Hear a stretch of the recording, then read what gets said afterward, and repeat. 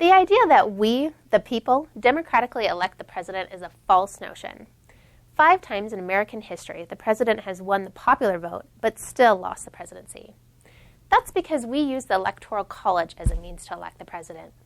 It is important that we understand the problems we currently face under the Electoral College system, so that we can argue for a system that more fully represents our diverse nation. In my undergraduate degree, I chose to minor in political science because I have a passion for justice and democracy. I have worked for several political campaigns and have seen our democracy in action, for better or for worse. In order to understand the current political situation, we must first cover what the Electoral College is, then briefly explain some of the concerns with our current Electoral College system, and finally, let me tell you one possible solution to the current crisis. First, what exactly is the Electoral College? The Electoral College was an 18th century solution to 18th century problems. The founders, they didn't trust the populace to elect the president. They also didn't want one region to have more power than others. The Electoral College was created through the 12th Amendment to the Constitution, ratified in 1804, as a compromise between election of the president by a vote in Congress and election of the president by popular vote of citizens. Essentially, rather than voting for the president, the people are voting for special electors who will then vote for the president. The Electoral College gives each state one vote for each senator or representative. Those votes go towards the candidate the state has elected through the general election. Each state is guaranteed at least 3 electors, as each state has 2 senators and at least 1 representative. This means that the least populous states, Wyoming, South Dakota, Montana, etc., have 3, while the most populous state, California, has 55. Thus, total, there are 538 electors representing 100 senators, 435 representatives, and then there's 3 electors from the District of Columbia. Since 1880, almost all of the states have used a winner-take-all system, wherein the candidate that gets the most popular votes within the entire state gets all the electoral votes for that state. Now that we know what the Electoral College is, we need to understand why the compromise made over 200 years ago does not really work for today's electorate.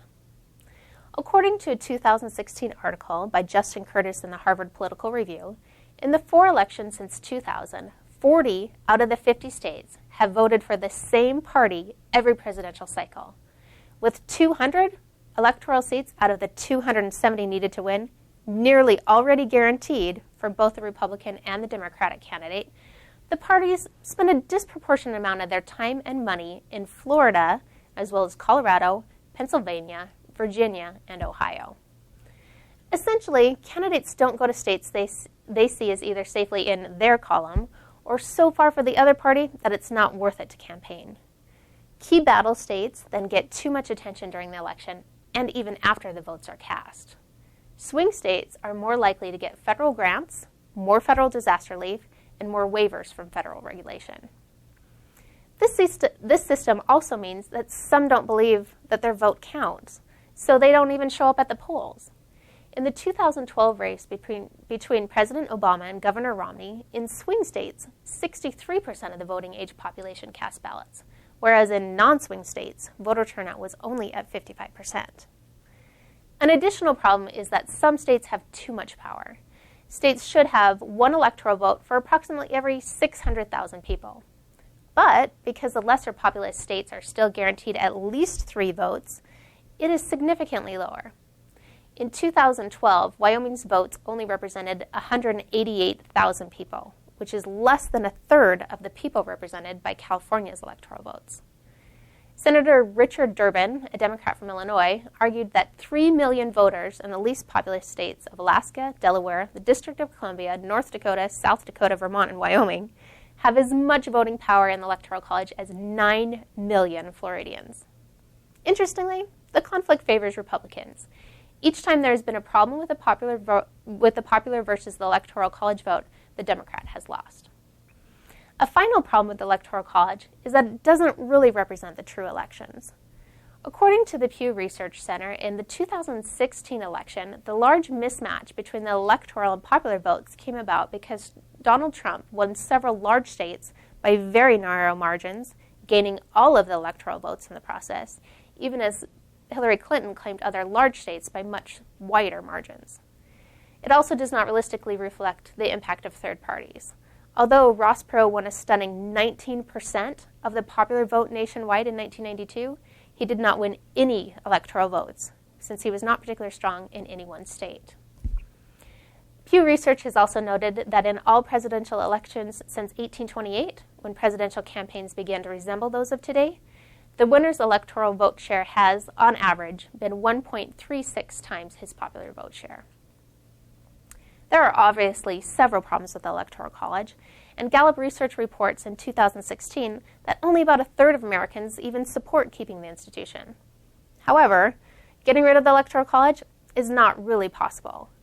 Getting rid of the Electoral College would require 2/3 of both chambers of the legislature to pass it, or a constitutional Congress of 2/3 of the states, and then it must be approved by an astounding 3/4 of the states.